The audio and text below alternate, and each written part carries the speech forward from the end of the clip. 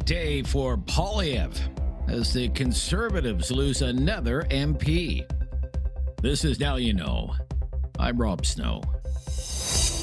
The answers you need from the people in the know. This is Now You Know with Rob Snow on News Radio.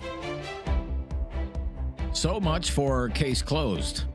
The recent convention of the Conservative Party in Calgary just a few weeks ago was supposed to put to rest any questions about the party's confidence in the leadership of Pierre Poilievre. After all, he secured 87% support from the delegates who voted at that convention.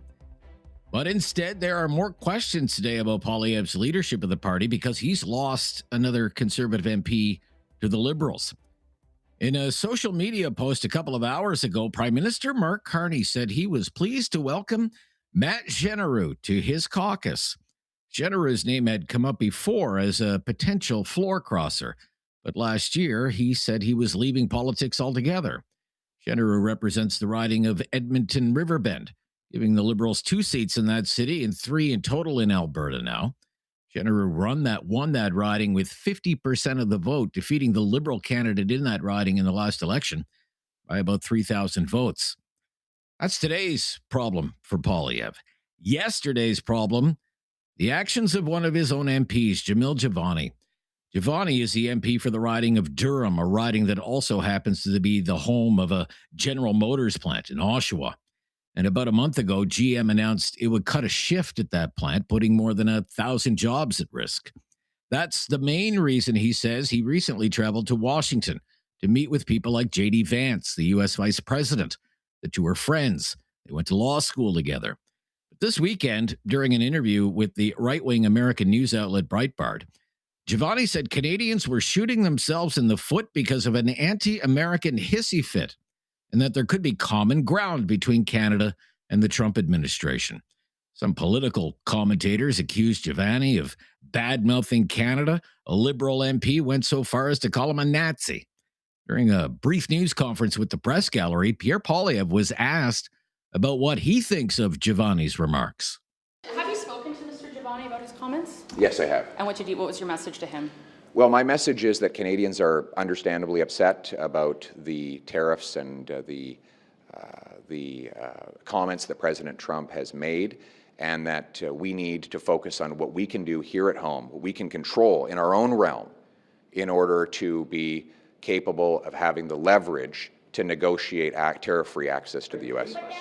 That potentially this is like muddling the message here, the fact that you're the leader and he seems to be talking out of turn on this issue? Well, he speaks for himself and I speak for the party. Do you think his trip to Washington was helpful to Canada? Well, my view is that he represents a riding that has been disproportionately impacted by the dispute. He's from just outside of Oshawa. 1,200 Oshawa residents have lost their jobs in part due to the tariffs, and I think that it's necessary for all MPs to use all the connections and work that they can in order to overturn the tariffs and protect Canadian jobs. So I encourage all MPs to fight the tariffs and stand up for Canada. This is not the first time Jamil Jivani has seized the spotlight. During an interview with the CBC on election night last year, Jivani railed against Ontario Premier Doug Ford, accusing the Premier of trying to sabotage the Conservative Party's federal election campaign. Well, look, Doug Ford just went through an election. I have differences of opinion with him. I don't like how he's managed healthcare or education, but out of respect, we didn't say anything. Federal party, we didn't get in his way. When it was our turn to run an election, he couldn't stay out of our business, always getting his criticisms and all his opinions out, distracting our campaign, trying to make it about him, trying to position himself as some kind of political genius that we needed to be taking cues from. Was it him specifically? Was it his campaign manager, Corey, tonight? Do you see Doug Ford as a problem for the federal party in the outcome of this race? I see Doug Ford as a problem for Ontario and for Canada. I think he's not doing a great job in running this province, and now he's trying to exercise his influence over other levels of government, and it's not like this guy is doing anything particularly well. I mean, you did used to work for him. I did. I'm speaking from experience. I tried to fix problems in this province, and he kept getting in his way and all his goons around him all the time. Jivani was an advisor to Premier Ford at one point before the two had some sort of falling out. The day after the federal election, Premier Ford shrugged off those comments. Are you not bothered by Jamil Giovanni's comments? He called you a problem for Ontario and Canada, suggesting you're not a true conservative. Yeah, I know. Anyways, I'm not worried about that. I'm worried about Ontario driving prosperity, no matter if you're PC or a Liberal or NDP, Green Party. We all need to work together to look at the common problem right now is these tariffs from President Trump. That's the single number one issue. Yesterday, Premier Ford was a little less diplomatic, saying nobody would know who Jamil Giovanni is if it wasn't for him. You know something? I really don't care what he says about me because I gave him the chance. No one would even know who Jamil Giovanni was unless I hired the guy in my office. I didn't know him from a hole in the ground. But in saying that, I am happy that he went down to the U.S. I'm happy when I see other premiers go down to the U.S. and lobby. But no, I don't call it hissy fit. What I call is making sure we communicate with the American people like I just did half an hour ago with the former governor, and continue advocating to our American friends that as we get closer to this Kuzma deal, that our voice is being heard in the U.S. and make sure that the administration in the U.S. understands it's going to hurt Americans. Tariff on Canada is a tax on the American people. As simple as that. They need to take the Ronald Reagan approach. You know, you can't unscramble an egg. You got to make the omelet larger. My favorite saying, especially in the auto sector. Do you think he's suggesting, though, that our approach has been wrong in dealing with the Americans? We've been too harsh and it's backfired? No. What do you make of that? I don't know what he's talking about, to be very frank. There is some speculation in the political news media today that Giovanni has a game plan, and that the game plan includes making himself better known to Canadians, especially conservative supporters, because he wants to be the next leader of the Conservative Party. As for the current leader of the Conservative Party, well, Pierre Poilievre is being asked again, just weeks after the party faithful overwhelmingly endorsed his leadership, if he's losing his grip on the party. Look, overall, I think we have a great team. We're the only party that's addressing the real issues that are affecting people's daily lives. And whether it's on affordability, the affordability of food, the safety on our streets, and the self-reliance of our economy, we have an incredible team of caucus members who have been fighting for those things, and we're going to keep doing that. As for politics today, the House of Commons is not sitting this week. Prime Minister Mark Carney's in Richmond, British Columbia, to mark the Lunar New Year. I'm Rob Snow. This is Now You Know. This is News Radio. Critical thinking is not dead. Now You Know with Rob Snow. Returns on News Radio. No relief from the high cost of food. According to this week's inflation report from StatsCan, the overall inflation rate dipped slightly to 2.3%. But prices for food purchased from stores up 4.8%. Restaurant prices higher by 12.3%. The overall inflation rate for food, 7.3%. So what's going on? And can any of the government's measures provide respite from these high prices Canadians are facing? Dana McCauley is the CEO of the Canadian Food Innovation Network. Thanks for joining us. It's a pleasure to be here. What is the Canadian Food Innovation Network? Who's part of that? Yeah, good question. We're a national organization, and we exist to help every food and beverage business in Canada reach their full economic potential. So we have 8,000 members across the country, people who are trying to, make food and produce food and do things in new ways that will make the sector more productive, more competitive, and hopefully at least stabilize food prices, if not roll them back. Okay, so what do your members think is behind these ongoing increases in food prices? Well, our members are the people who are running food manufacturing businesses and restaurants, and the folks who are, creating new technologies to solve their problems. And so they unlike most, just normal Canadians, understand that this is a systems problem. We have to modernize the way we make food and the way we get it to consumers. And that's sort of hidden, right? Because it's all in this B2B space where supply chains and, other nebulous terms are tossed around. So, when you think about what's happening in Canada's food sector. You have a lot of really stressed out people who've been running businesses through COVID, now through all these trade shocks, and they're mostly small and medium-sized businesses. So these folks don't have a lot of resources of any kind, and including, mental bandwidth, and they need some help to, modernize their production, digitize their supply chains, and help to just make the whole cycle of getting food from the farm onto your fork much more efficient, with less waste and less labor involved. Okay. Your organization seems to suggest that Canadians have become too reliant on U.S. food imports. Can you explain that, please? Sure. And I wouldn't say it's just our organization. I think, society as a whole has sort of realized that in the last year. But, many of the growth strategies for Canadian food companies over the last couple of decades have been to export to the U.S. and to have our inputs come from the U.S. Makes sense. It's pretty close, relatively speaking, to get produce from, say, California or Florida versus from South Africa, et cetera. So, and in some cases, we have been able, when we're exporting, to play the differential in the dollar to our own advantage, right? Because we'll be able to sell something in Canadian dollars and get paid in the U.S.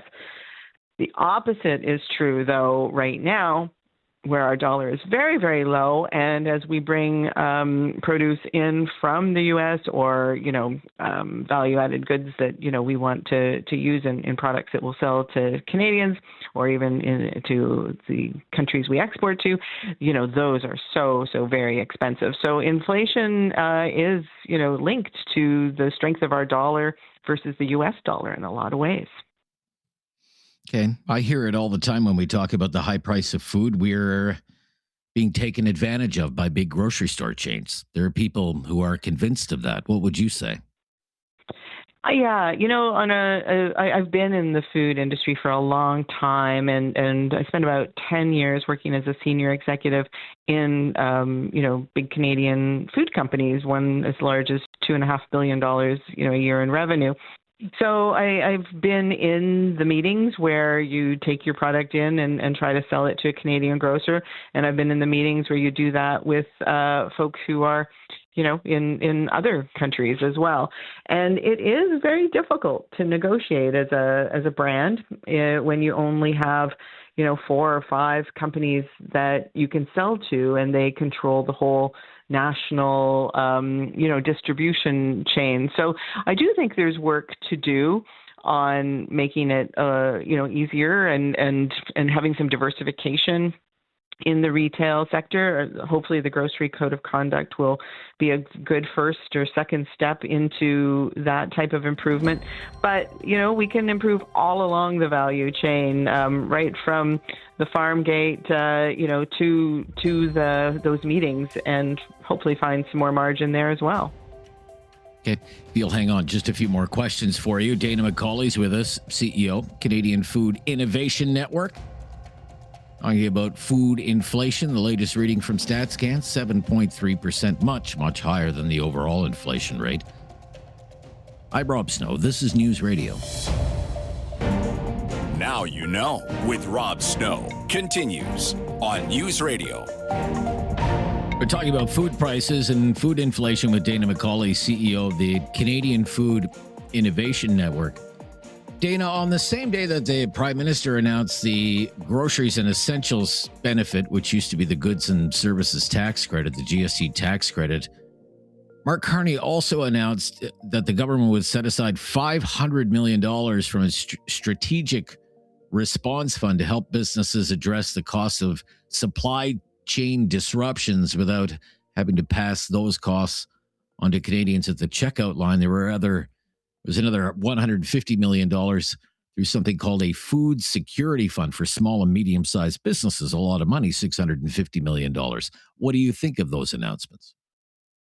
What I thought was really interesting was that the government acknowledged that, this isn't just an acute problem. If they'd only announced that GST relief, it would have signaled that, hey, you know what, we think, this is passing, and here you go. Here's some cash to get you through the tight spot. So I do think it showed, that they'd done quite a bit of research and had been thinking more deeply than just getting a flashy announcement out that would please, a certain segment of consumers. So I think that if the money is deployed with the same kind of thoughtfulness, that it could really be very, very helpful. Okay. As you mentioned, you've been in the food business for a long time. I'm just curious, what can Canadians do with our own shopping habits when we go to the store? What can we do to try and save money on food? Yeah, it's a good question. And I think it's going to sound really, hokey and old-fashioned. But honestly, you know what? Getting those flyers every week, and I know that, paper flyers are kind of out of fashion with younger people, but there are lots of online sources. Shopping the flyers and stocking up. If you have a freezer, chicken was $2.99 a pound the other day when I was shopping. So I bought more than I needed for this week and put some away. Being a thoughtful shopper, doing your meal planning and sticking to that meal plan is a really helpful way to go. Unfortunately, when we get super busy and we start to depend on takeout and delivery and just running into the store to, grab something, without having the time to, really read the labels and do the math, that's when, we all, get ourselves into spending more than we necessarily have to spend. Okay. Thank you for your time today. Very generous with your time. Appreciate the conversation. Well, happy to answer your questions. I'm really glad this topic made your show. Dana McCauley is the CEO of the Canadian Food Innovation Network. So coming up, we're going to talk politics today. It's already been an event-filled day in the world of Canadian politics because there has been another floor crossing. So make that 3. The Liberals are up 3 and the Conservatives are down 3. There have been 3 floor crossings now. The latest, an Alberta MP who was expected and said he was going to leave politics altogether, Edmonton area MP by the name of Matt Cheneru. He was rumored to be a floor crosser before, and now the Prime Minister says he's joining the Liberals. So we'll get some reaction to that when we come back here on News Radio. Now you know with Rob Snow continues on News Radio. It's time for our Wednesday Newsday political panel, or whatever we'll be talking about today with Julia Parsons from Burson Hill and Knowlton. How are you, Julia? Welcome back. Thanks for having me. Nothing going on over here in Ottawa today, that's for sure. Nothing happening today in Ottawa. What's the news in Ottawa today, Julia? That they reopened the canal after a spate of mild weather? No, I think there's something a bit bigger going on there. Alex Chreston is Vice President at Crestview Strategies, normally in Toronto. Is that where you are today, Alex? That's where I am. How are you?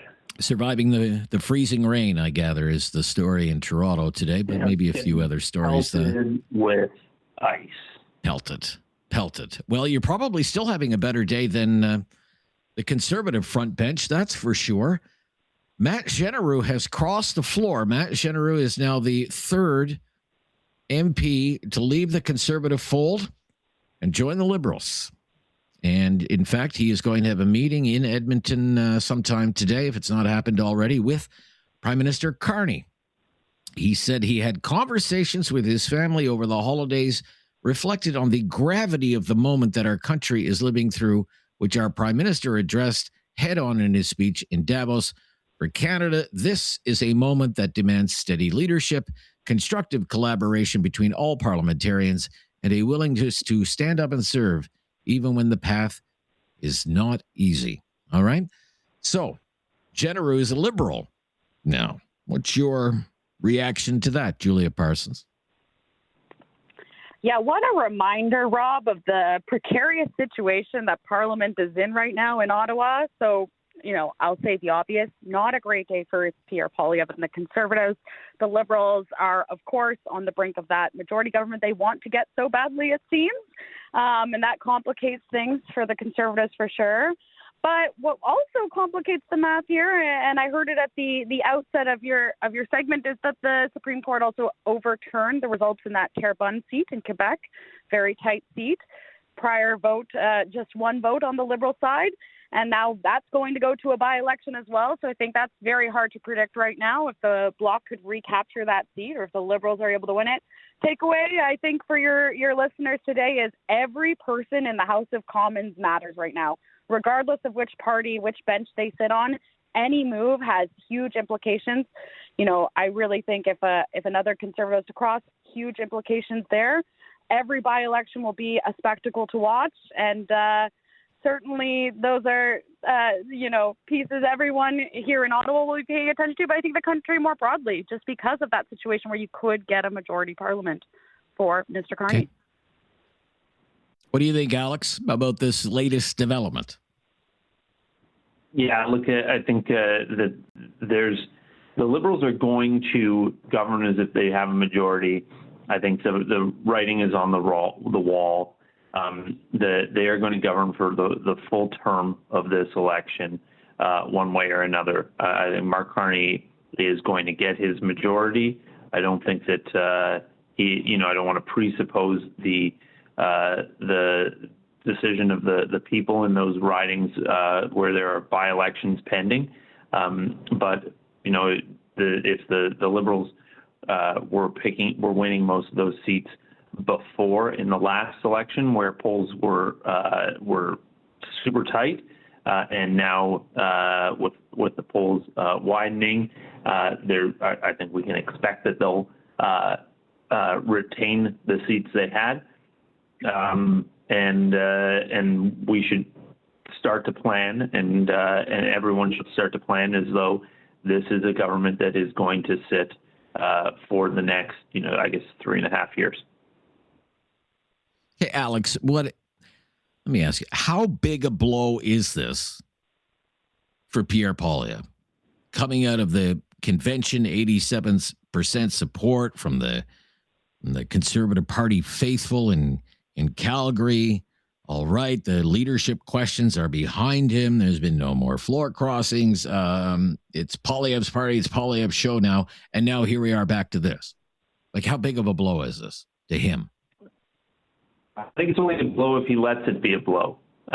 So what I mean by that is that his actions and his choices now going forward will determine whether or not this buys him the time he needs to become prime minister, or if this derails his plans to quickly become prime minister. But I don't expect that he was under any illusions of bringing down the government, this year and running successfully in an election.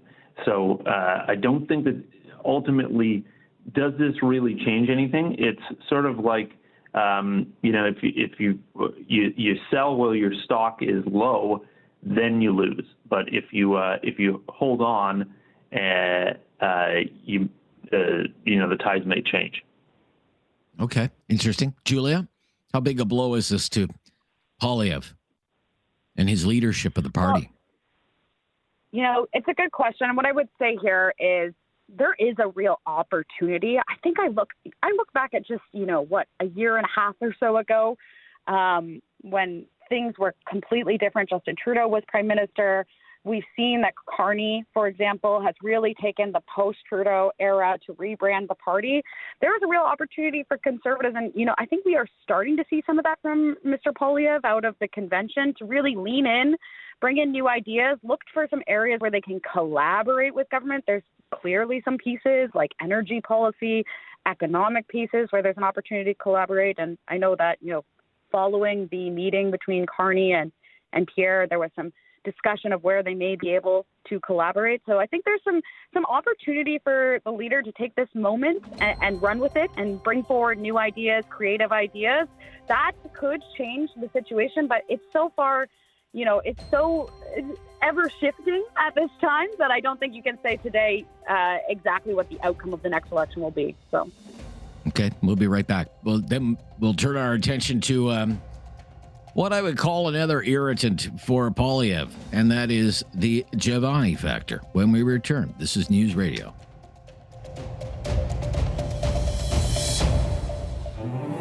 There is no question Rob won't get answered. Now You Know with Rob Snow continues on News Radio. It's our Wednesday Newsday political panel. Julia Parsons is with us from Burson, Hill and Knowlton. Alex Chreston is vice president at Crestview Strategies. Julia's in Ottawa. Alex is in Toronto. Alex, what do you think of what Jamil Giovanni's been up to?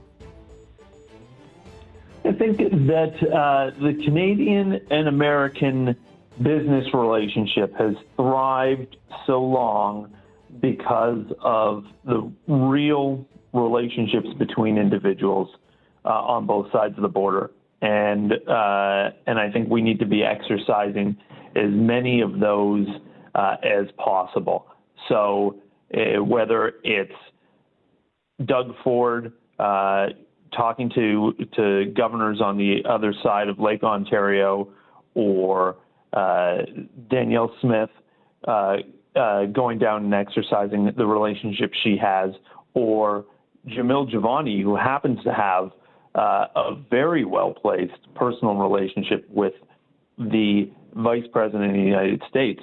It'd be almost negligence to not lean on that. The Team Canada approach isn't just the Team Liberal approach, and I think that we need all hands on deck if we're going to get the kind of success that Canada needs. What do you think, Julia? I mean, I think the word choice you're referring to is not one personally that I would use on some of those comments that have made the media. But, what I think is important here, Mr. Poilievre has come out and said, it is that where his positioning is on this, that he's the leader of the party. He doesn't agree, is what he said in that questioning, as I believe it. So what I think is really important to think about next is the hopeful piece. I want to be hopeful for a moment here, Rob. I do think MPs, regardless of where they are from, whether they are a conservative, a liberal, an NDP, a bloc, there should be an opportunity to support some of these trade conversations. I thought it was really great at the beginning of the new parliamentary session where the opposition leader said, we would be willing to send MPs to travel on bipartisan delegations. I just think for a moment, I step back and take a look at that and think, wouldn't that send such a powerful message to the business community, to our allies, to our trading partners, if we could get that to materialize? So I think that would be really great to see, and I hope that the government considers how they can leverage some of these pieces as they have discussions with not just the U.S. but other trading partners. But Julia, how would you describe the relationship between Pierre Poilievre and Jamil Giovanni? How would you describe that relationship? I mean, I don't know what their relationship is like, but he's a member of the Conservative caucus, and that's important. Members have the ability to speak on issues, particularly when they matter for their riding. Obviously, that riding is one, and there are other ridings across the country. In particular, I think of places where auto is a big piece of this. Is something that personally affects community members. So I think it's important for MPs to have that ability to express their views for their constituents. But is he a team player? Do you get the sense that Mr. Giovanni's a team player? Is he a freelancer? I think the whole entirety of the team right now is focused on how we can position to best bring up the polling and get sort of that momentum for change. So thinking about, how can we approach things as Conservative caucus members when they're communicating? How can we approach with new ideas? How can we be putting forward opportunities where we can collaborate? I think there's a lot of folks who are focused on that. I'm not over-indexed on one MP or another. I think it's good to see folks looking at that as where they I guess I just wonder, is he on Team Conservative Party or Team Giovanni? That's Alex, what do you think? I think if you followed Jamil Giovanni's career, whether it was in media at the province of Ontario or now, it's always been clear that this is a guy who marches to the beat of his own drum, and that's going to come with with hills and valleys for anyone who's dealing with sort of him as a leader. So anyone who's managed a group of people knows that there's all kinds of different personalities. Now, politics in Canada is a team sport more than it is in the United States. But every once in a while, we do have these sort of mavericky types who play an outsized role, where their individual personality and the actions that they take take center stage from time to time. We haven't had that in a little while, but I don't think it's abnormal or negative. Let me ask you this then, Alex, and I'll ask Julia afterwards. The argument is being made in one of the papers today.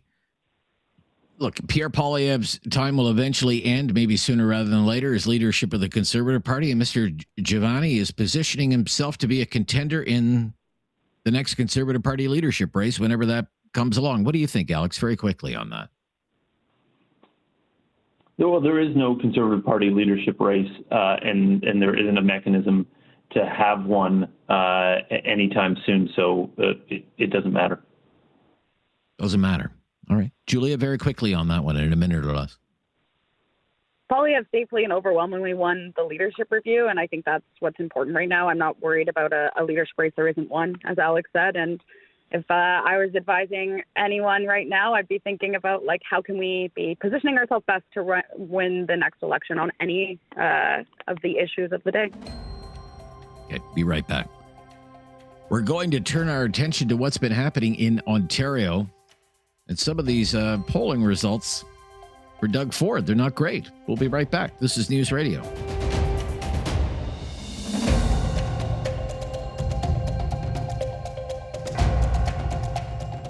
You have questions. Now You Know with Rob Snow has the answers. On News Radio. Talking politics midweek, Alex Chreston, Vice President, Crestview Strategies in Toronto, and from Burson, Hill and Knowlton, Julia Parsons in Ottawa today. In Ontario provincial politics, recent polls say 65% of Ontarians disapprove of the job Doug Ford is doing as Premier. 2/3 say the province is heading in the wrong direction. Half say it's definitely time for a change in government. And even the leaderless Liberal Party of Ontario is starting to narrow the gap with Ford's PC party. Is Doug Ford in trouble? Julia, what would you say? Simply put, no. Doug Ford is one of the most successful Conservatives in the country. Let's be honest with ourselves here. His back-to-back majority governments, they show that. He has an approach that many people, at least, when I watch him, find to be quite relatable. He has remained pretty popular throughout his entire tenure. There's obviously always some ups and downs. That's normal of any government. But I'd like to just take a moment, Rob, to remind ourselves that the general election in Ontario was less than a year ago in 2025. So I'm not counting him out. It's still very early on. And, one or two polls don't mean anything to me that doesn't count out the fact that, he's had a very, very successful tenure. And that's been clear in the polls, in the election. All right. Okay. Alex, what do you think? Yeah, it's going to be a boring one here from me. Back in the file of It Doesn't Matter, and maybe file it also under Polls Are for Dogs. This one is every politician has their ups and downs, but this is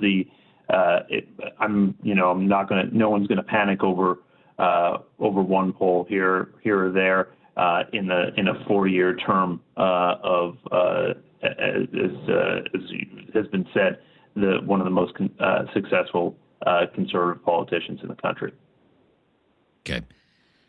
You're in the center of the universe, Toronto, Ontario, Canada. Alex, we had a poll this week about your mayor's race that I'm very interested in. Olivia Chow, 40. John Tory, former mayor, 33. City Councilor Brad Bradford, 18. What do you think so far of what you're seeing in the race for mayor of the center of the universe? Yeah, well, there's only one of those people mentioned in the poll who has even declared their candidacy for mayor. So again, we've got to throw this poll to the dogs. There's Brad Bradford is the only candidate named who is declared they're running. John Tory is someone who I know there's a lot of people who would love to see him come back. And Olivia Chow has refused to confirm whether or not she'll be seeking a second term as mayor. So I think without anyone actually campaigning, it's hard to really tell where people stand. There's a long way to go until the next municipal election. It doesn't come until October 26th, and still a be whole here race before you know to it. go. All right. You get the last word, Alex. Thank you. Julia, thank you for coming on today. Great to hear from you as well. Yeah, Talkback is coming up next here on News Radio. It's time to talk back. On Now You Know with Rob Snow. Call now. And have your say. 1-833-668-2577. Welcome to Talkback. It's 2 hours of debate and discussion on the big issues of the day. We have a big issue to ask you about today. MAID. MAID. Medical Assistance in Dying. MAID. With your help, we're going to conduct this as a poll and see where the conversation takes us today. And here's our poll question. Who should be eligible for MAID? Who should be eligible for MAID? Would you say anyone for any reason? Would you say no one for any reason? Would you say only the terminally ill? We're near the end of their lives. Let's start with that and just see where the conversation takes us. Our phone lines are open right now. 1-833-668-2577. 1-833-668-2577. It's always emotional when we talk about this topic. I expect today will be no different. But one reason we want to explore this issue with you again today is because of a news story about Canada's MAID regime that is making not only national but also international news. It is the story of Keanu Vafaven. Keanu Vafaven was 26 years old. He had type 1 diabetes. He was blind in one eye. He suffered from depression. He struggled with substance abuse. And he died on December 30th of last year. He was given MAID. And his family is very upset that this happened, because they say he never should have been approved for MAID. They say he had applied for MAID on more than one occasion in Ontario, but he was repeatedly denied. He was approved once for MAID in Ontario back in September of 2022 at a clinic in Toronto. But his mother intervened by starting a social media campaign in an effort to save his life. And that social media campaign identified the doctor who approved it, and the doctor later withdrew his approval of the procedure. He tried again to get approved for the procedure the following year in Toronto, but he was denied. Clinicians said he didn't meet the criteria. His family says their son's mental health would improve from time to time in the warmer months, that it was worse in the winter. There was a seasonal component to his depression, that he was a very different person in the winter, according to his family. His family insists that he was often active, that he could stand, that he could walk, that he traveled all the time, that he could carry on with his daily activities without showing any signs of suffering whatsoever, and that he was treatable. But eventually, he made his way to Vancouver. And that's where he was approved for MAID after being denied multiple times in Ontario. He was approved by a doctor with a well-known reputation for performing this procedure. By the doctor's own admission, she has performed this procedure on more than 400 people. Dr. Ellen Wiebe has been in the news before. The family says their son shopped around for MAID and that he never should have been approved for this procedure. They believe he was coached so he could be approved. The doctor denies that, and in statements has insisted that every one of her patients was capable of consenting to MAID and that all the rules were followed. The doctor says everything was by the book. The family says if that's the case, you have to write a new book. They say their son may have had his ups and downs, but that he had his whole life ahead of him, and this doctor failed him, and the whole MAID system failed him, and they want a review. That's one story that's in the news. It's made news all over the world. There's a major story in one of the papers today as well about being able to consent to having MAID long before the end of life is near. Advanced consent. It's the story of a 46-year-old woman from Lévis, Quebec, who has been diagnosed with Alzheimer's. And she says she watched her father die from that disease. She says it was dreadful, and she doesn't want to go through the same thing.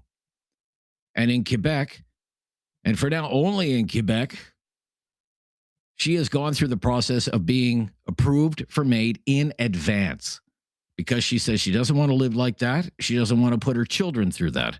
So in Quebec, and only in Quebec, you can sign some forms, you have some visits with your doctor, and you can get approved. And you can make your wishes known in advance, even if the end of your life is months or even years away. And there are calls for the federal government to allow that to be the case all across the country, advance consent for MAID. We could talk about that as well. It has its critics.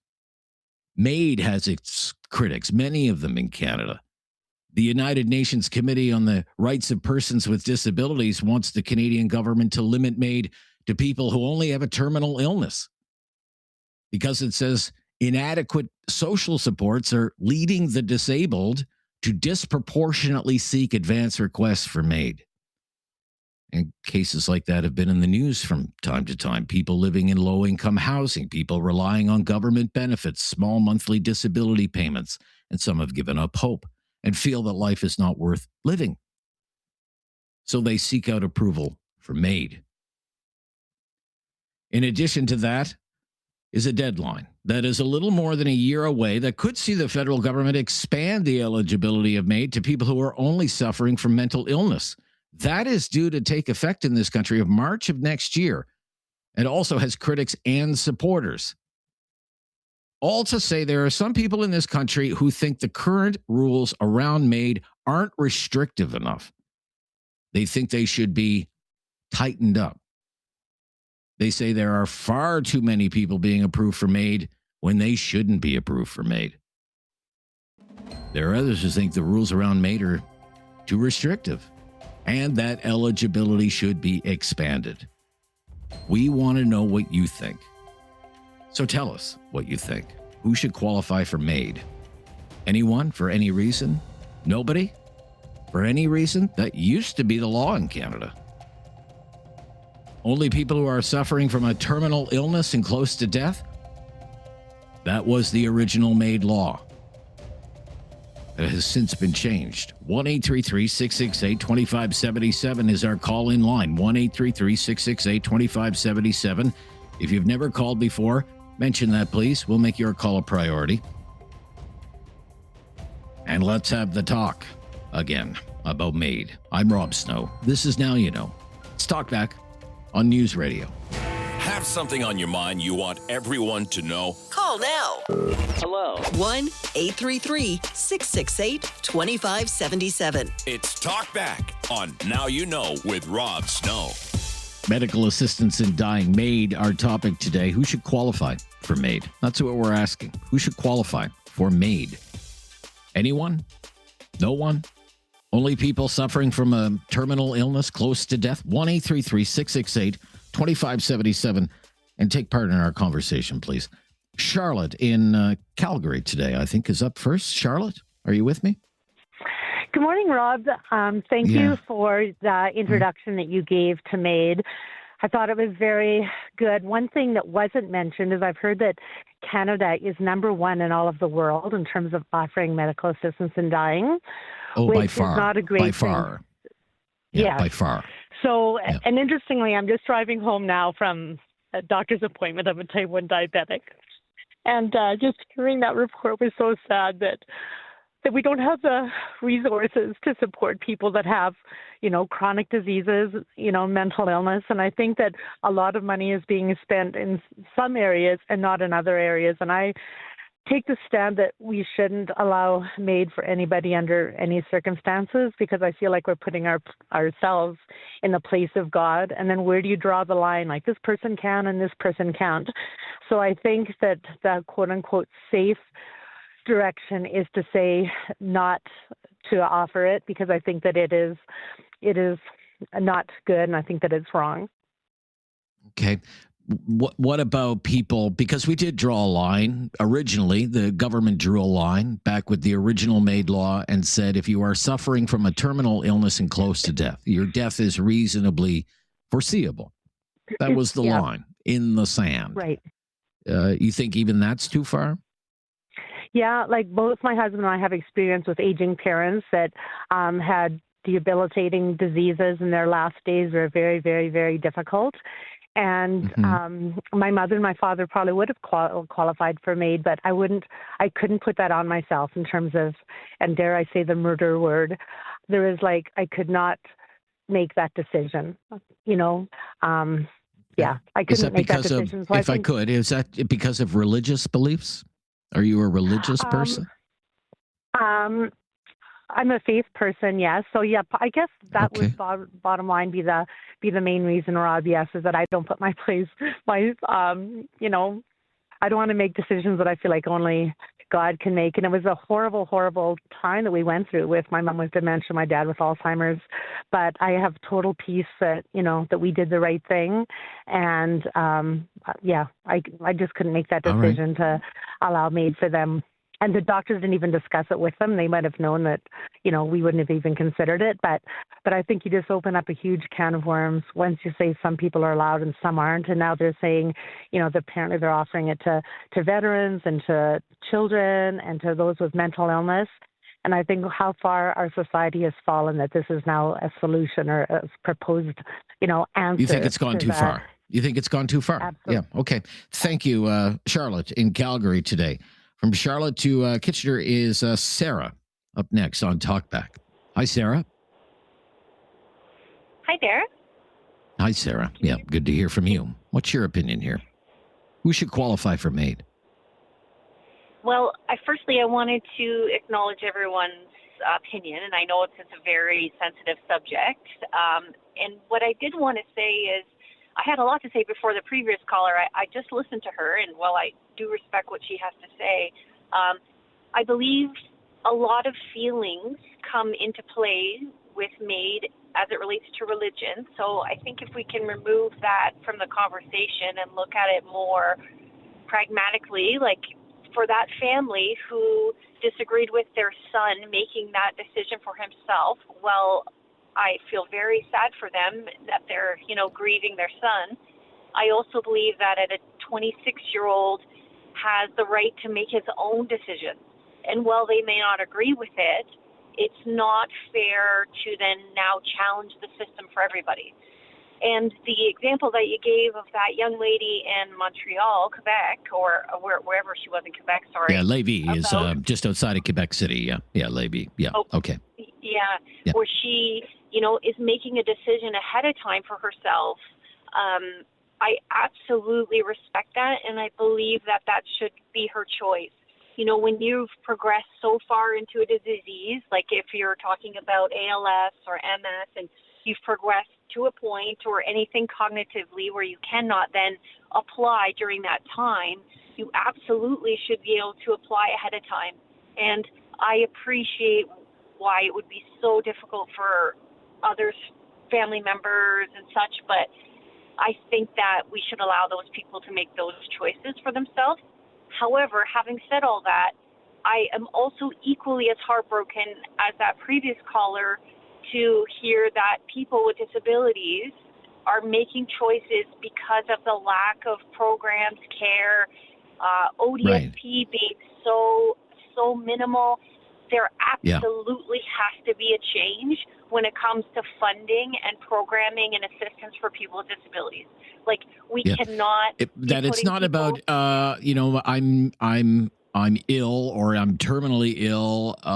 It's that they feel they have no quality of life because of their social circumstances, their housing situation, their employment situation, or they're disabled, things like that, and they're not being adequately supported by government. Sure. Right? Yes.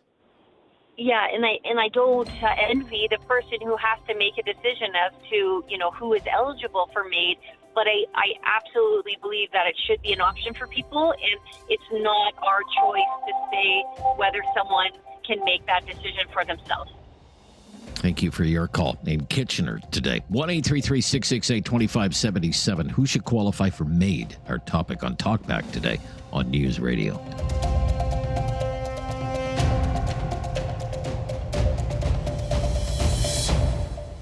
Have something on your mind you want everyone to know? Call now. Hello. 1-833-668-2577. It's Talkback on Now You Know with Rob Snow. Who should qualify for MAID, medical assistance in dying? Catherine is in Tiny Township, Ontario. Hello, Catherine. Hi. How are you? Catherine. Very good, Catherine. Thanks for having me. I really like your show. Thank you. Yeah, my daughter was in Waypoint after having a mental break. She was healthier when she went in, and she said, "Mom, they're gonna, MAID is something that is going to be happening, and I would like to do it." My daughter was not seriously mentally ill. She'd had some trauma happen to her. It was like she said, people are talking about it. It's something that is now made available. My concern is, she was, by the way, 13 days in isolation because there were no beds. So how convenient is that? No criminality, just locked up because there was no bed for her to go to. And I'm just like, so she's all by herself all those days without seeing anybody. Add to mental unwellness. It's pretty convenient to not have people taking up beds. It's pretty convenient to offer something that will free up spaces for other people. I'm afraid that people with mental health, there was no, in my mind, she could have gotten better, but she did take her life a year ago. Sorry to hear that. It was a bad moment of a bad day. She was starting to improve. With our care, let me say, not the hospital's care. They take your will away in the hospital and give you the form, take your will away, and then they say, okay, now you can go kill yourself if you want. And you can have the choice for that, but you can't have the choice to get out when they have no beds. I called every day, said, I'll pick her up, I'll bring her home. And to me, it attributed to that, but also the idea, I believe, was partially planted there. It was like she liked, when she was in a sad day, she's like, I don't want to live anymore, but I truly believe she could have gotten better. And, people can be tricky. They can say, she came out with diagnoses she never really had. I believe that, different medications they tried. She was an ECE teacher. There was no reason for this to happen to my daughter. And I have a great concern, and I know some people who work in there who have concerns also about MAID coming in. And what are the concerns? What are the concerns, if I could? What are the concerns? Are that, mental health is such a, my husband worked in a home. He was in social work, and he had somebody who had been in their room, agoraphobic for many years, and one day he decided he was going to go on a holiday. So, your brain isn't exactly the same as an illness that is terminal, though I don't like the idea of it. I've just been through that with somebody dying recently, and I don't like the whole thing. It doesn't sit right with me. But with my daughter, I would hate that option when somebody's already sad or struggling with they're already struggling with their mind, and you're going to plant the seed into the head that this is an option for you, right? To me, that is terrifying, because she did mention a few times, Mom, they're talking about this in the hospital, that this is going to be made available. Well, again, that's a big looming decision for the government. March of next year is when it's supposed to come into effect, and the eligibility would be expanded to those whose only illness is a mental illness, which is a a departure from certainly the original law when MAID was first introduced. More of your calls after the news. 1-833-668-2577. 3 lines available to have your say on Talkback today on News Radio. Have something on your mind you want everyone to know? Call now. Hello. 1-833-668-2577. It's Talkback on Now You Know with Rob Snow. Talking about MAID again today, medical assistance in dying. Because of this case of this 26-year-old man from Ontario, his family so obviously devastated by the passing of their son, they think he should never have been approved for this. Maybe they have a point. He was denied MAID in Ontario more than once. So he went to Vancouver where he was approved by a doctor who has been in the news many times before over some controversial MAID decisions in the past. And we'll have some information on that as we make our way through the program. But I don't know. Should that be allowed? Is that a shortcoming in the way MAID cases are handled? Do we want a state of affairs where people can shop around for MAID? If they are denied access to the procedure in one province, should they be able to go to another province and get approved there? What do you think about that? It's one of the angles we're exploring today with your help on Talkback. Brian is in Nova Scotia. Thank you, Brian. Go ahead. Hey, Rob. Thanks for I calling. listen to your show a lot. Can you hear me? Yes, Brian, I hear you just Rob? fine. Thank you. Okay, good. Yep, hear you just fine. So here's my thing, Rob. I think about killing myself every day because I have Sorry to hear chronic pain all the time. I know it sucks, but it is what it is. I've been suffering with this shit now for years. Pardon my French. We're bilingual. I shouldn't say that either. Anyway, here's my point is I think that all these people that are against MAID, they're against it because they love the people that are whatever relative or whatever, friends, whatever. They love them and they're going to be hurt when they're gone. They're going to miss them. But they're selfish because we're suffering. And to tell you the truth, I'm looking forward to leaving this planet because all my life is just pain. And these people got to understand that. And what good is it here? Yeah, the only reason I want not doing anything is I promised my kids I wouldn't while they're alive. And if they're go before I go, well, then I got nothing left, so I'll just end it. But MAID gives the opportunity that I don't have to put a gun to my head. I don't have to suffer myself even more. Granted, it's only going to be for a couple seconds or whatever. But I don't want to put a gun to my head and pull a trigger. I'd rather a doctor give me a shot and I go to sleep and I never wake up again. You know what I'm saying? I know what you're saying. I mean, I know what you're saying. It may sound crude, but this is what I'm living with every friggin' day. Now I'm 61 years old. I'm a veteran from the Navy. I'm suffering from PTSD. Everything. There's nothing good other than my guitar. And you know something? They got this thing where they got guitar for veterans. I think that's one of the best things they've ever done. And I didn't get a guitar from veterans. I already have my own guitar. But, when I'm down and out and depressed, I can pick up my guitar and it helps. But that's good. But it's just I don't feel like I want to be here anymore. And that should be my choice, not my brother's choice. Should be your choice. It should be my choice. If I decide, I'm not. Some people talk about mentally challenged people, like people who can't make a rational decision for them. Some people might think this is not a rational decision. Well, those people are all religious, apparently, or they're just going to miss their kids. Like they're going, God says, you can't kill yourself. That's an unforgivable sin. Well, I don't believe there is a God, so don't matter to me. I don't. Right. And so if there religion was a God, religion is not part of it, right? Sure. No. Enough. And right. Religion, they try and scare you by saying, if you die, you're going to go to hell if you don't follow God's law. Well, if that's true, God would be the biggest dick that ever was. Imagine somebody who says, I love you like a father, but I'll burn you over here for eternity. What the hell is that? It's bullshit. Right. My friend. Okay, well, I'm going to have to wrap up our conversation there because the language is getting a little salty. I really hope things turn around for you. Thank you for your call. 1-833-668-2577. Let's go to Sean is in Cambridge. Hello, Sean. Hi, Sean. Hi. Thank you for having me on your show, and I just wanted to thank your last caller for sharing, and thank you for your service. And segue into what I wanted to speak about, and that's Veteran Affairs Canada and their role in assisting our nation's veterans with MAID.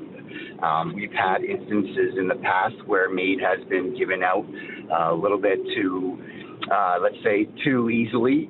We have a case, I remember Christine Gauthier, where she was a Paralympian. She was looked up to in her barracks. Everybody knew her name. Everybody looked up to her. She was a role model. She wanted to get a lift for her home. So she was speaking with a doctor through Veteran Affairs Canada, and she had wanted to get a lift to make things easier for herself. So she was misrepresented, misheard, and ultimately was given MAID. And this MAID was completed for Corporal Christine Gauthier from Veteran Affairs Canada. I believe it was one of their doctors that okayed it. And I also find it very, very interesting where it's going from originally being only for terminally ill patients. And now people are wanting to expand it potentially for addiction, for people that have severe drug addictions that don't have supports, that are at their wits' ends mentally, and feel that they're a burden to society, they're a burden to their families. And I would like to advocate for most definitely second opinions. In my career, in my training, I'm taught to always get a second opinion, no matter how renowned the doctor is. There's a lot of other things that people need to look at. And I think more of my call in today was just to add in and just to thank you for bringing up such an important topic. You think it's become, and I remember retired Corporal Christine Gauthier, she was testifying at the Veterans Affairs Committee. It was back in December of 2022. And you're right, she's paraplegic. She told the House of Commons Standing Committee on Veterans Affairs on the topic of assisted dying that she had raised for years with Veterans Affairs. I really need a wheelchair lift for my home. That's what I need. Yes. And instead, she was offered MAID. I remember that testimony. I have it in my archives here. I've saved it, as a matter of fact. You think, though, just to put a wrap on our conversation, do you think it's becoming too permissive? Too many people are being approved for it? It's being offered to too many people? Is that your opinion, Sean, in Cambridge? I think that is absolutely my opinion, and I think we need second opinions from doctors. I think there's a lot of cases where people could utilize supports and utilize what's available to them, and they're not exploring. The conversation is not transparent enough for them to explore other options other than MAID. All right, thank you. Be right back. This is News Radio. Have something on your mind you want everyone to know? Call now. Hello. 1-833-668-2577. It's Talkback on Now You Know with Rob Snow. It's in dying. Back to our phones. Lee is in Calgary. Hello, Lee. Up next. Hi, Lee. Good morning, Rob. How are you? Yeah, I'm very good, Lee. Thank you. To reflect back a little bit on what Brian said a couple of callers before, and I thank him for his service as well. This is a very personal decision, right? Recently, 2 years ago, my brother-in-law went through a very rapid, very lately diagnosed ALS, terminal ALS diagnosis. And we watched it eat him alive in a very short period of time. And there's an element of selflessness and an element of selfishness at the same time. He didn't want to see his family suffer through it.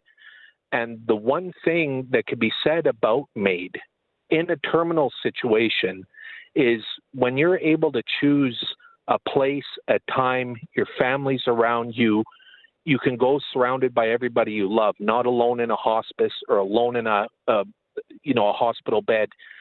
And, we didn't all understand it at first. We didn't all agree with it in the family either. But we understood why, because it was to the point where he couldn't even breathe. Now, that being said, that's a very terminal situation. And the ALS Foundation, by the way, and I'll bring this up, small plug, they offered him any number of lifts and equipment and low-cost support for his diagnosis. If we had more of that support for mental health or addiction, would those folks be so readily available to rush to something like MAID? You know, and that's the point I want to bring across. Like, it's not an all or nothing. I do believe MAID in a terminal situation with their own personal decision.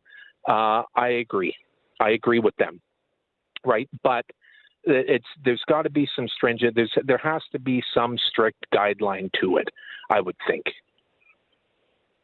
If I could just ask you about this story that I've been mentioning in the news, where you have this young man, he's in pain. There's no doubt about it. He has neuropathic pain associated. I'm struggling with the word neuropathy associated with type 1 diabetes. And he's gone blind in one eye, and he's dealing with mental distress and substance abuse and these sorts of issues. And he applies for this procedure in Ontario. He is denied, but finds this doctor in Vancouver who approves him, and he goes through with the procedure. What do you think about a situation like that? His family says he was essentially shopping around for MAID. Yeah, that, and you know, his youth falls into it as well too. Now, that being said, terminal illness can come to us at any age in life. My brother-in-law was in his mid-60s. It could happen to anyone at any time. His age shouldn't really matter. But at the same time, like our caller said just before me, you know, a second opinion in the matter might not be a bad idea either, right? You know, and Right. for the family to be so upset, like I said, with our family, there's a couple of us at first who didn't agree. And at the end of the day, we recognized that it was up to him. But we saw the deterioration. You know, we can only speak on what we're told about what his deterioration and how he was. Like, I heard a bit of the story, how, you know, he was harder time in the winter, a little more active in the summer, you know, it's sort of seasonal, you know, like with my brother-in-law, it was every day. It was one day closer to being over. I understand. Right? So, I understand. Yeah, you know, it's a a terrible second disease. opinion is probably, you know, I think would be a fantastic idea, to be honest. All right. Right. Thank you. But at the end of the Thank day, you. it is a personal decision. Thanks, Rob. Personal decision. Thank you, Lee. To Nova Scotia. David in Nova Scotia, first-time caller. David, thank you for calling, David. Yeah, hello there. I went through an experience myself. Constant pain, like previous callers there. Thank you for their service as well. Anyway, hit a bump in the road. Went down to social assistance. I got osteoarthritis in the back, degeneration. Basically, I can't lift anything more than 15 pounds, but I got to pick myself up. Anyway, that said, I went down to the assistant's office because I had to wait for EI and rent's due. And so anyway, I filled out a bunch of forms, had to get a year's worth of statements, bank statements, e-transfers, et cetera, et cetera. So anyway, I went and, I had to give my lease too. So anyway, I got a call back saying I was denied. And so I went down to the office and picked up my papers. And I said, why was I denied? The worker wasn't in. So I just left a phone call for her. And the woman at the front desk of the social welfare, I think it's called, it says, I know where you can probably get help. And I said, where's that? And she says, MAID. And I says, like, do they help you? And she says, oh, yeah. And so I never heard of MAID, and came back home, looked on the computer, and I seen what it was all about. And I wanted to end it right there. And I figured, well, being offered death when I just needed a little bit of help. A little bit of help. Anyway, Gosh almighty.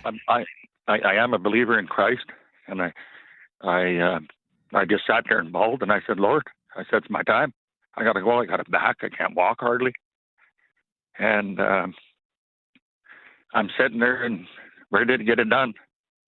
And 'cause that's all I really needed, just a tipping point like that. And it's pretty hard for me to say this, but I hadn't talked to my wife in, I don't know, 2 or 3 months.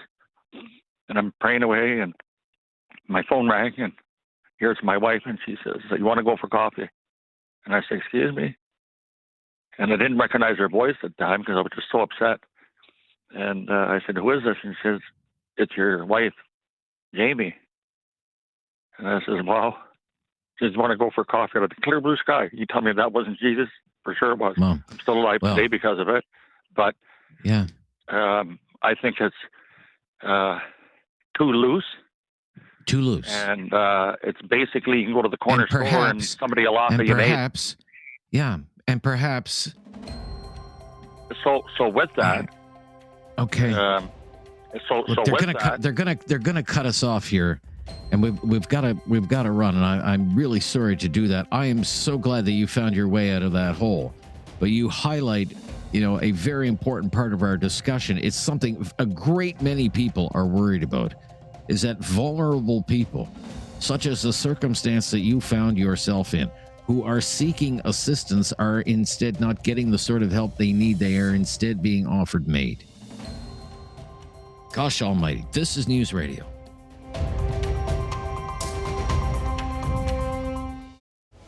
Have something on your mind you want everyone to know? Call now. Hello. 1-833-668-2577. It's Talkback on Now You Know with Rob Snow. Stephanie in Cochrane. Hi, Stephanie. What's your opinion on our topic today? Hi, well, I wanted to say sorry for everybody that's called in and the suffering. I lost my father to MAID the end of October last year. He's a retired family physician. My mom's a retired nurse.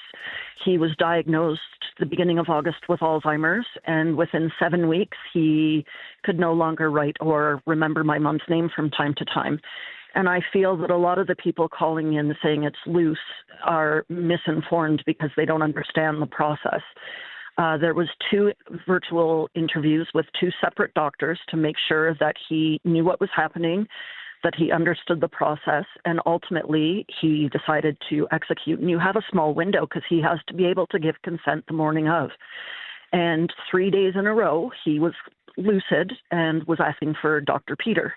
And that was the doctor that was going to be doing it. So we flew in my dad's childhood best friend from South Carolina.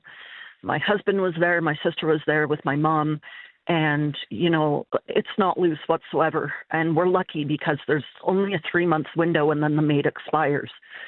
And if we waited any longer, he would not have been allowed or able to physically give consent. He would have been drooling, scared, alone in a nursing home. I really think that people that are against need to do a little more homework on the subject. Okay. Well, what about a 26-year-old who gets denied, 2 or 3 times in one province? He finds a doctor in another province and dies. Well, it's either you opt for MAID and do it humanely, or they shoot themselves. What are the options? And I do think that his family says he was treatable. That was the option. He could have been treated, and his diabetes could have been managed. That was the option. Sorry. Instead, he's no longer with us, and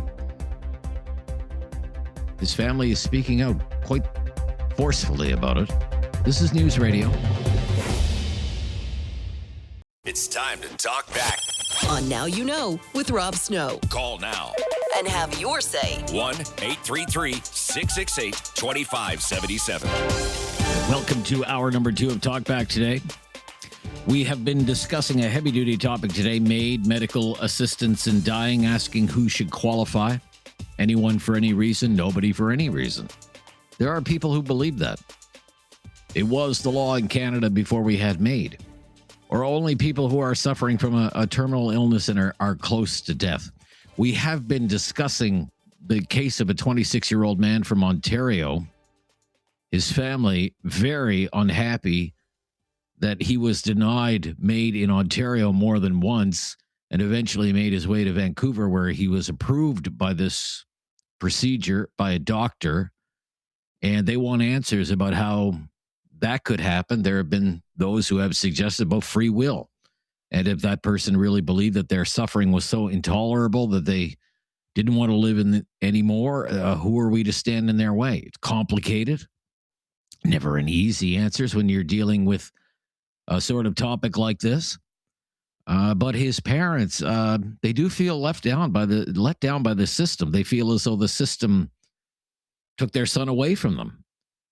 The doctor in question who signed this death certificate, her name has come up in stories about MAID in the past. Dr. Ellen Wiebe was once accused by a Jewish nursing home of sneaking into that home to perform a MAID procedure on a resident there. It was in the news media back in 2018. Nursing home in Vancouver, one of the residents there was approved for MAID, but the home said, we don't allow the procedure to be performed in this home. It's an Orthodox Jewish nursing home. And there are lawsuits about that and whether medical facilities, be they nursing homes or hospitals with a religious history or religious funding, can even deny a procedure like MAID. But in that case, residents can be assessed for MAID at that home, but the procedure has to be done somewhere else and a transfer is provided. But she performed the procedure in that home anyway, saying that was her patient's home and the patient wanted to die at home. She was involved in another case in British Columbia where a judge actually intervened to block her from performing MAID on a woman who traveled to British Columbia from Alberta, where she was rejected by a doctor in Alberta from accessing MAID. But this doctor in BC approved her for the procedure. The woman had bipolar disorder. She was told in Alberta her mental illness was treatable. Went to see this doctor in British Columbia, was approved. Her partner took the matter to court, and the judge said it can't go ahead. That was in the news at the time as well. And it was also in the news that she's being sued for malpractice, that a lawsuit was filed on behalf of a man who had bipolar disorder and back pain, admitted to the psychiatric ward of a Vancouver hospital, was released on a day pass that allowed him to leave the hospital. The family had questions about how that was able to happen. He went to this doctor, underwent MAID. Not sure about the status of that lawsuit, but sued for malpractice. But the doctor at the center of that case has been involved in controversies before. 1-833-668-2577.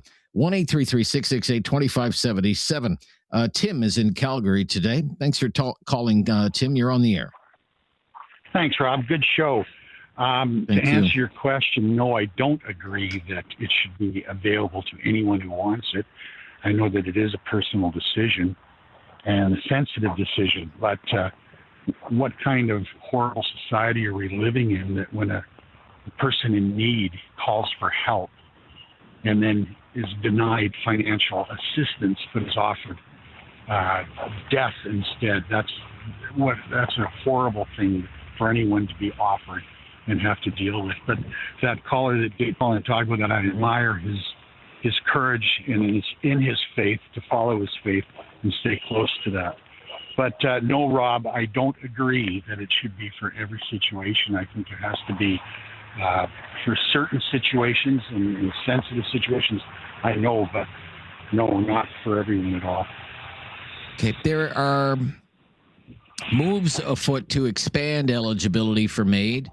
There's a bill in the Parliament that may have, if it passes, if it ever comes to pass, would allow people to have advance consent for MAID, even if their death is maybe years away.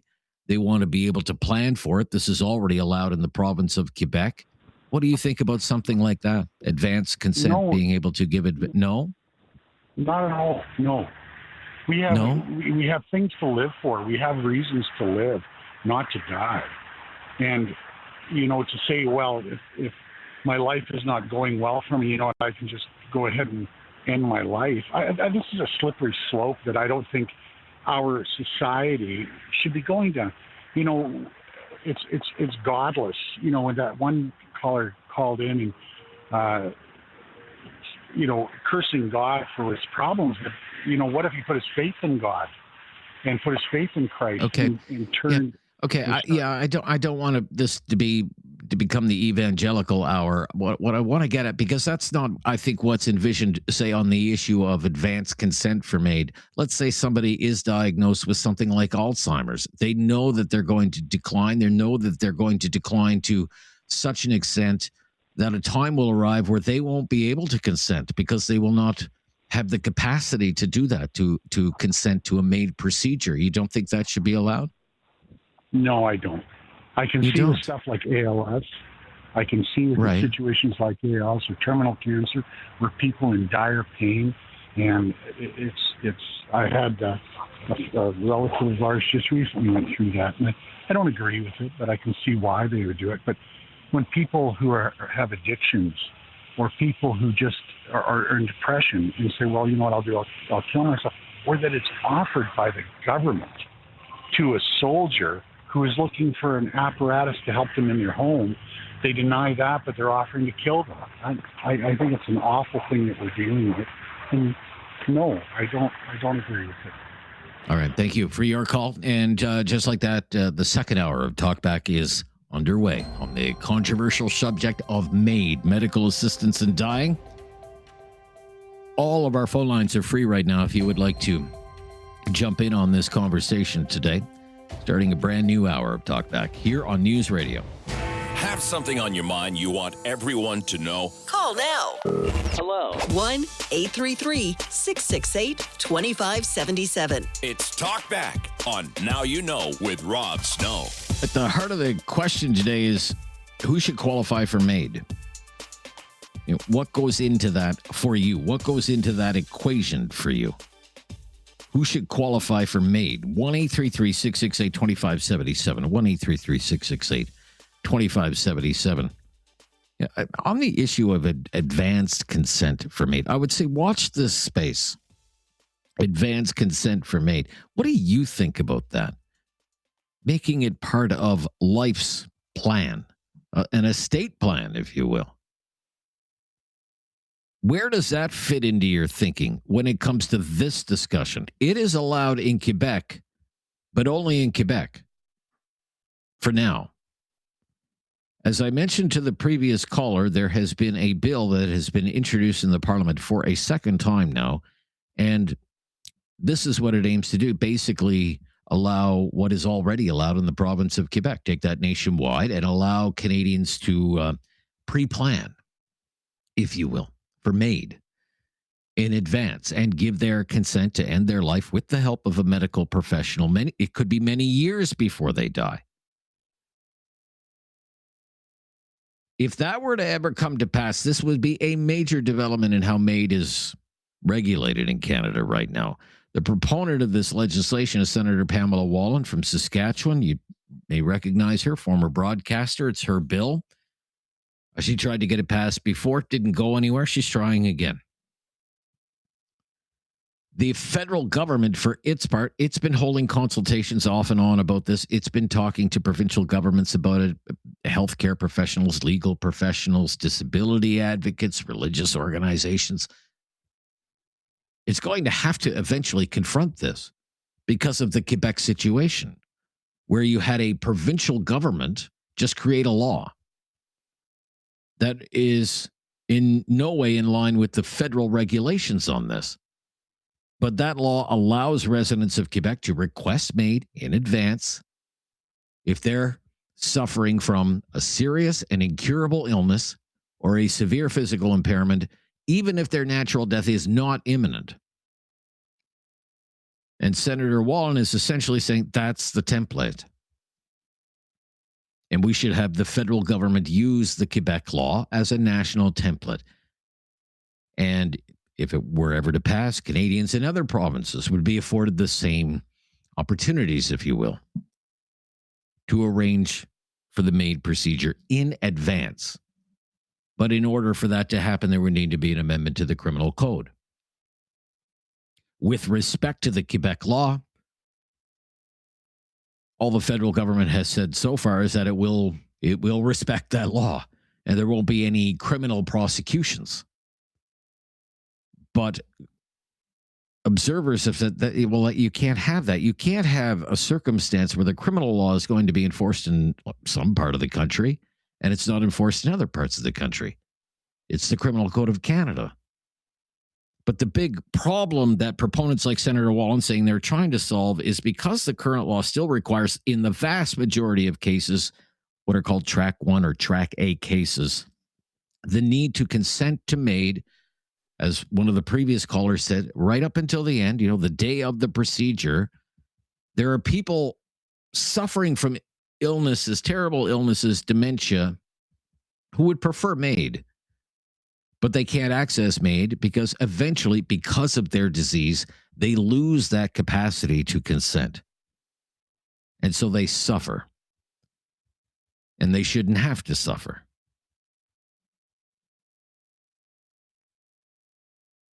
They say there's no reason this can't all be sorted out well in advance. So when that time comes, when the end is near, a person can die with dignity and all their wishes are fulfilled.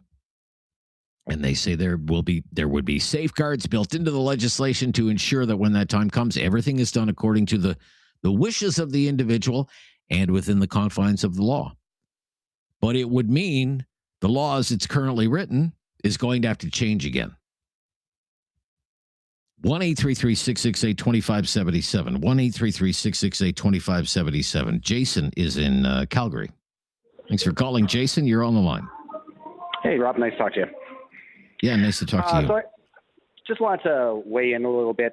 So I'm a paramedic, and so I want to weigh in a little bit on the mental health side of the MAID and then also on the planning ahead kind of thing. So staying on topic, I'll go ahead with the planning ahead part. So as a paramedic, I go to a lot of seniors facilities, dementia wards and stuff like that. Sure. And it's kind of something I've always said to my wife that, if I ever get to the point where I can't take care of myself, I don't know who you are, I don't know where I am, then, you know what, I that's not the life I want to live and whatnot. And so I've unfortunately been into a lot of these facilities with dementia patients and other mental health things, and it's a really sad state of affairs in some of them. They're nice and clean facilities and they're well taken care of, but that's just not the life I want to live. So I kind of understand where the idea comes for planning ahead, because that's something I would seriously look into myself. Okay. All right. So that you're on advanced consent, you would welcome the opportunity to perhaps put all that down on paper then, right? I absolutely would. I have certain criteria of my life where if I got certain criteria, these are the triggering conditions. Yeah. Sure. Yeah. Okay. Absolutely. All right. You wanted to weigh in on mental illness as well? Yeah, just I guess that's the other big one.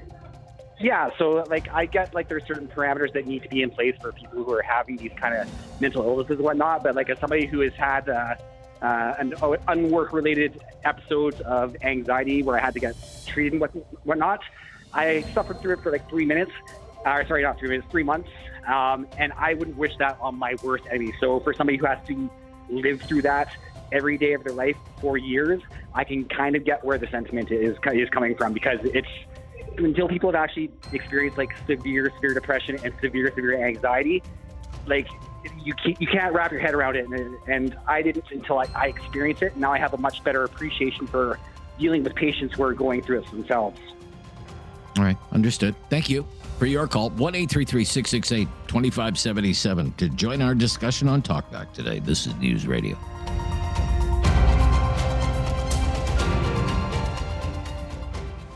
Have something on your mind you want everyone to know? Call now.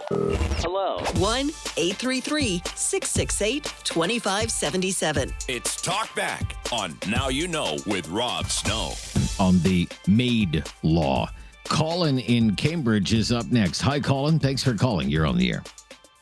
Hi, Rob. First off, I'd really like to give you kudos for holding it together for such a difficult subject and some of the stories you've had to hear, because they're heartbreaking. But yes, they are. So thank you. That's great professionalism.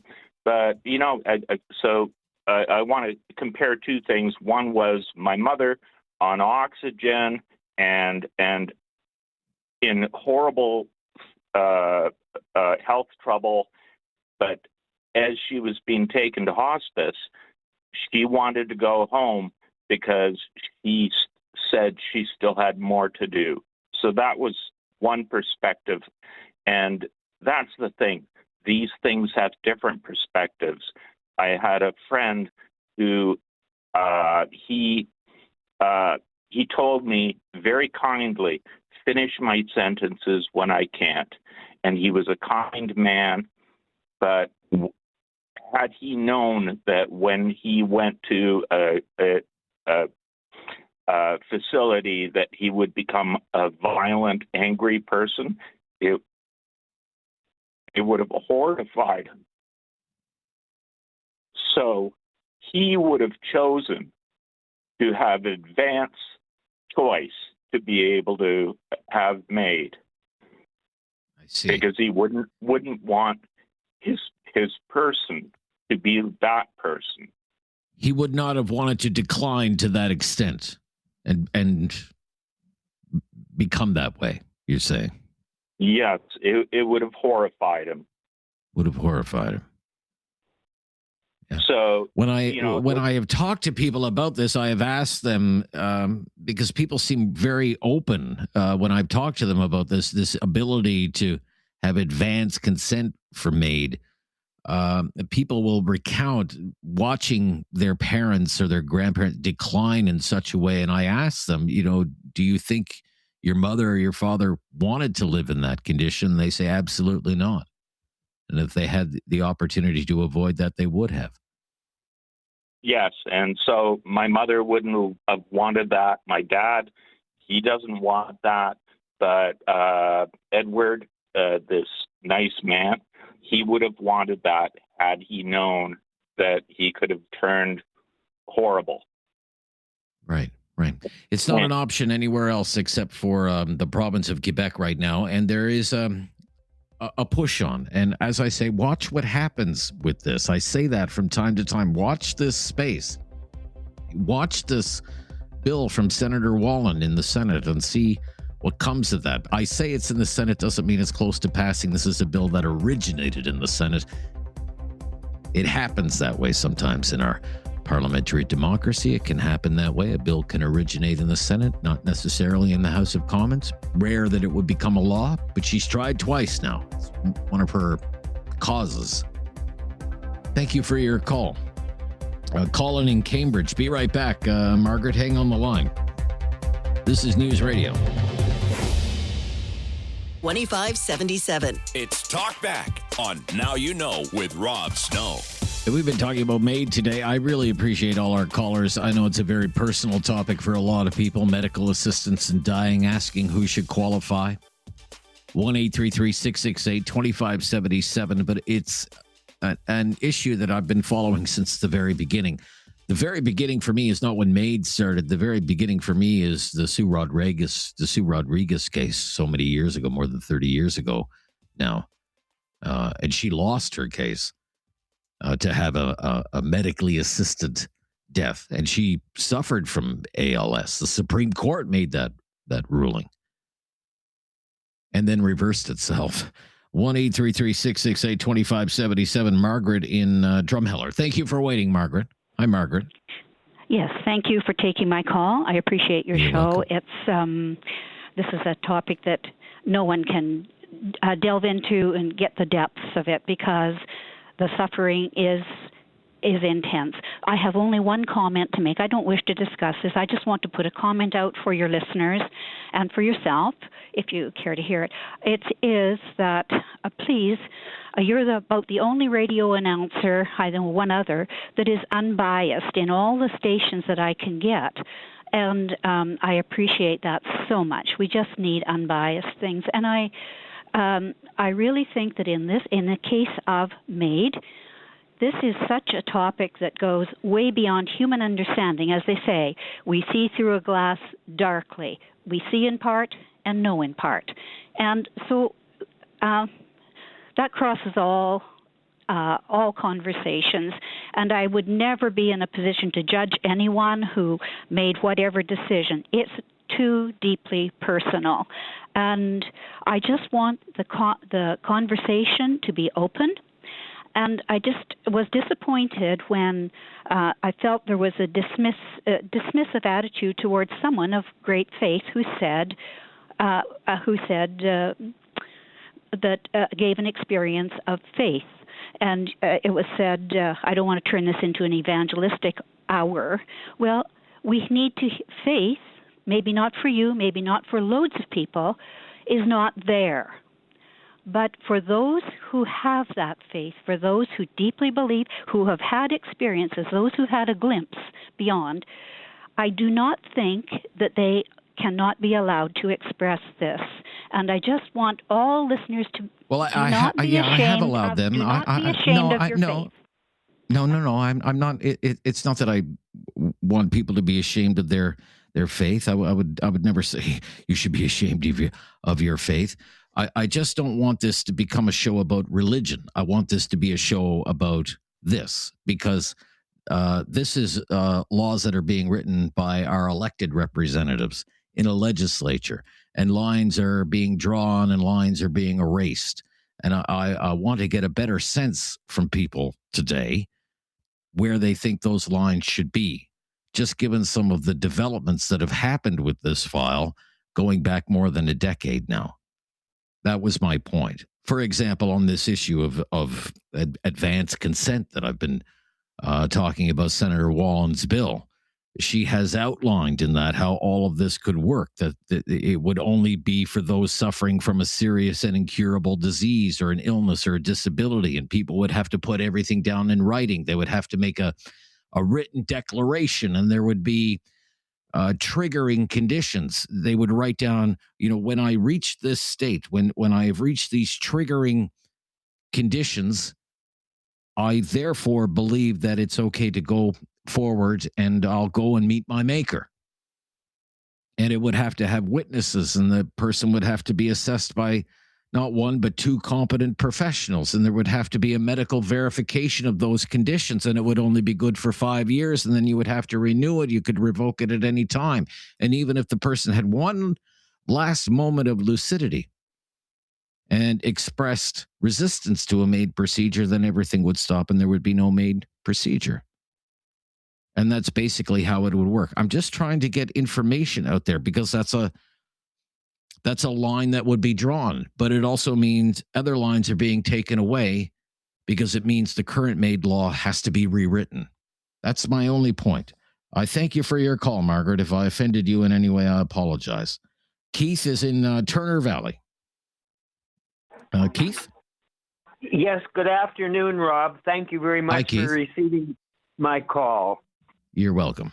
Go ahead. What's your opinion?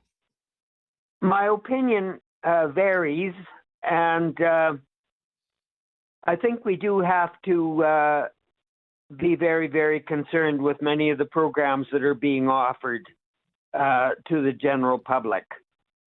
I happened to attend a public meeting on White Avenue in Edmonton a few years ago, and I witnessed the presentation of a lady from the UN on screen who publicly announced our world population is in the vicinity of 8 billion people, and that population must be reduced as quickly as possible to 1 billion. Now, if you can possibly imagine the United Nations with this kind of an attitude, and I do know that there is an organization in Eastern Canada that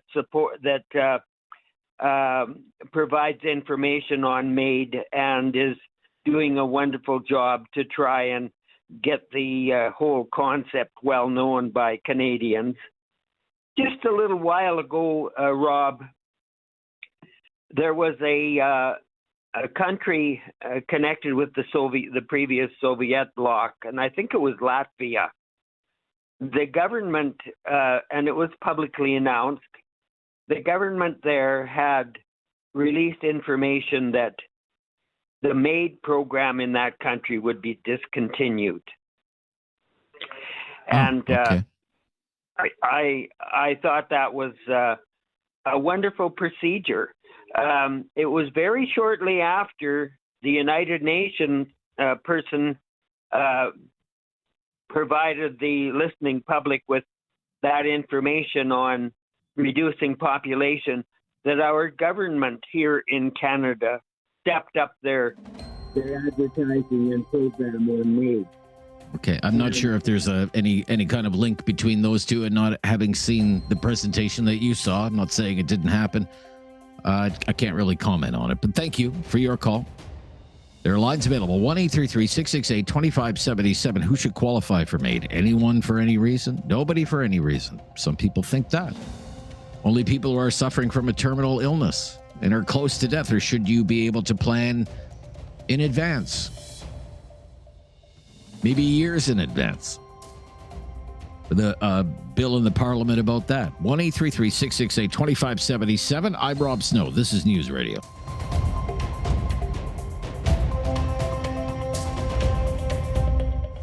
Have something on your mind you want everyone to know? Call now. Hello. 1-833-668-2577. It's Talkback on Now You Know with Rob Snow.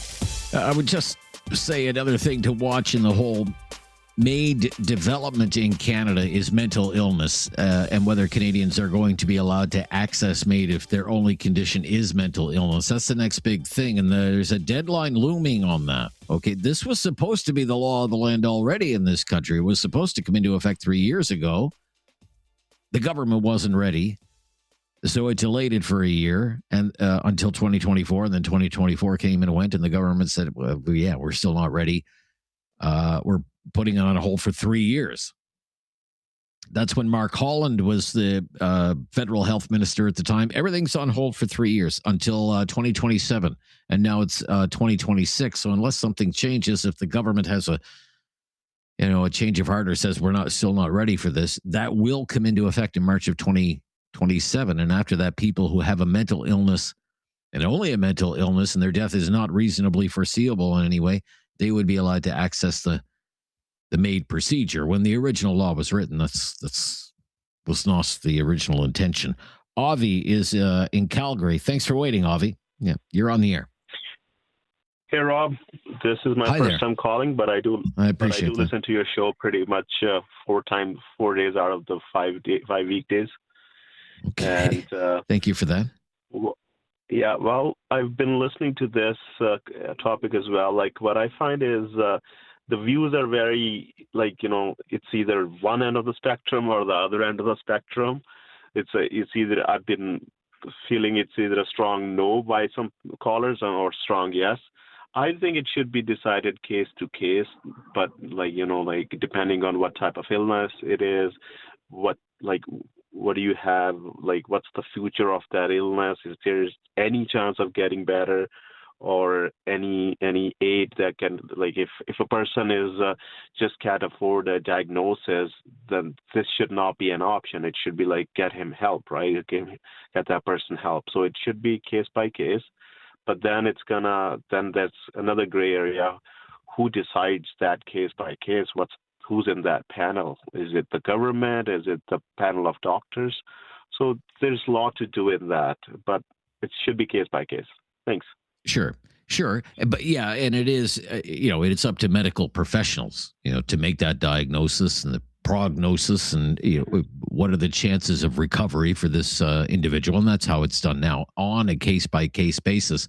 I guess what I'm trying to get at today, Avi, is what should be under consideration? What should those doctors be considering? It used to originally, when the original MAID law came into effect, is, well, does this person have a terminal illness? Are they going to die of cancer? Are they going to be in intolerable pain in the end of life? We don't want to put them through that. So of course we'll approve them for MAID, but now it has slowly started to expand beyond that. And that's what I'm trying to get at today. Should that be allowed? Should a doctor be allowed to consider that? Well, are you saying the mental health? Mental health? Yeah, mental health. I don't think mental health should qualify for this, because there is help for mental health. There is help for mental health. And also it goes to this issue of, well, let's say I do get a diagnosis for dementia. And I may live for 5, 6, 7 years before I suffer the end stages of dementia and I lose all capacity to recognize anyone around me and I need full-time care. Should I be able, right now you can't plan in advance for that. Should you be allowed to plan in advance for that? Yes. For illness like that, I agree with you. You should be able to plan because down that road, you're not able to make that decision. So you should be able to, it's same as doing a will, right? Same as doing a will. Planning ahead. Right. Just planning ahead. Yeah. Yeah, I think you're onto it there, Avi. Thank you for paying attention. Thank you for being a loyal listener and a first-time caller. We'll be right back. It's Talkback. I'm Rob Snow, and this is News Radio.